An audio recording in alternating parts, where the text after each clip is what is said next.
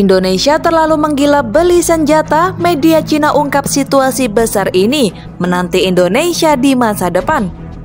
Di bawah tangan Menteri Pertahanan Prabowo Subianto, Indonesia terus melakukan peremajaan alutsista yang dinilai sudah terlalu tua. Sejumlah pembelian seperti jet tempur, korvet, fregat, kapal selam hingga rudal balistik dilakukan oleh Indonesia.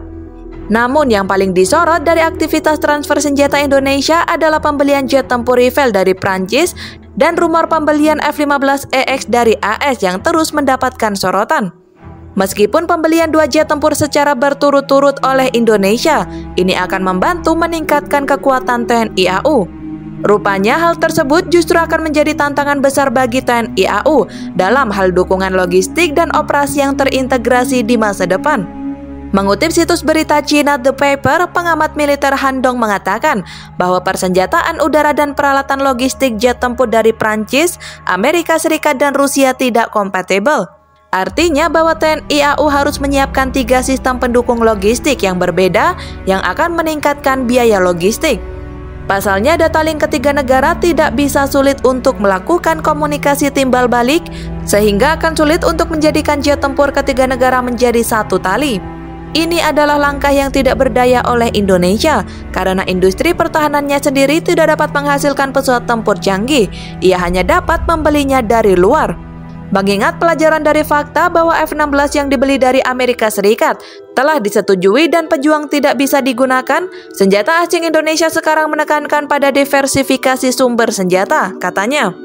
Anda tidak menaruh telur Anda dalam satu keranjang, jadi Anda membeli beberapa dari Amerika Serikat, beberapa dari Prancis, dan beberapa dari Rusia, ujar Luo Yongkun, Wakil Direktur Institut Asia Tenggara dan Oceania di Institut Hubungan Internasional Kontemporer Cina, dikutip dari The Paper. Angkatan Udara Indonesia sebelumnya telah menghubungi Rusia untuk membeli jet tempur Su-35. Namun langkah ini dapat menimbulkan sanksi dari Amerika Serikat. Kepala Staf Angkatan Udara Indonesia Prasetyo mengatakan pada 23 Desember 2019 bahwa karena pertimbangan anggaran, Indonesia terpaksa meninggalkan pembelian jet tempur Su-35 dari Rusia dan malah membeli jet tempur Su-35 dari US dan F-15EX dari Prancis. Luo Yongkun mencontohkan pembelian pesawat tempur Amerika dan Prancis kali ini oleh Indonesia juga memiliki pertimbangan politik. Karena saat ini banyak negara besar yang bersaing ketat di kawasan Asia Pasifik, dalam pandangan Indonesia, negara besar manapun yang cenderung menimbulkan masalah.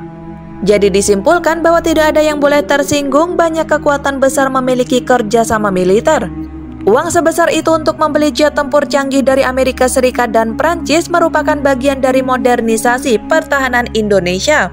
Pada tahun 2020, Kongres Indonesia mengesahkan anggaran pertahanan hingga 125 miliar US dollar yang akan digunakan untuk pembelian militer asing dan peningkatan peralatan angkatan laut dan udara dalam 2 dekade mendatang. Dalam beberapa tahun terakhir, Indonesia mulai melakukan upaya pembelian militer asing. Menurut informasi yang dirilis Stockholm Peace Research Institute di Swedia, selama tahun 2017 hingga 2020, Indonesia membeli total 1.986 buah alutsista dari luar negeri, menempati urutan ke-15 dunia dalam hal volume pembelian. Xu Liping, seorang peneliti di Institut Asia Pasifik dan Strategi Global Akademi Ilmu Sosial Cina dan Direktur Pusat Penelitian Asia Tenggara, menunjukkan dalam sebuah wawancara dengan The Paper bahwa secara historis, pembelian militer asing Indonesia relatif kecil dibandingkan dengan tetangganya dan pembaruan peralatan mereka lebih lambat. Namun setelah strategi Indo-Pasifik antara AS, Jepang, Australia, India diperkenalkan, situasi keamanan di kawasan Indo-Pasifik menjadi semakin memanas. Mereka membangun kekuatan angkatan laut dan udara mereka.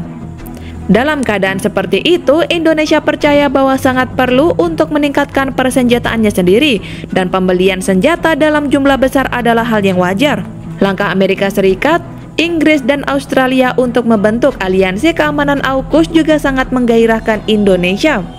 Pada 15 September tahun lalu, Australia membentuk aliansi keamanan AUKUS dengan Amerika Serikat dan Inggris. Menurut perjanjian AUKUS, Australia menolak kontrak dengan Prancis dan malah mencapai kontrak dengan Amerika Serikat untuk setidaknya 8 kapal selam bertenaga nuklir. Jika Australia memperoleh kapal selam nuklir, kesenjangan antara Indonesia dan Australia dalam hal kekuatan bawah air akan semakin melebar. Sebagai negara Asia Tenggara yang paling dekat dengan Australia dan hubungan kedua negara semakin rapuh, Indonesia tentu saja yang paling khawatir. Setelah perjanjian AUKUS diumumkan, Kementerian Luar Negeri Indonesia menanggapi bahwa telah memperhatikan keputusan Australia untuk membangun kapal selam nuklir dengan bantuan Amerika Serikat dan Inggris. Indonesia mewaspadai hal ini dan menyatakan keprihatinan yang mendalam tentang pertumbuhan perlombaan senjata regional dan pameran militer. Tanggapan militer adalah bahwa Indonesia memajukan pembelian 2 kapal selam konvensional kelas tuna Prancis.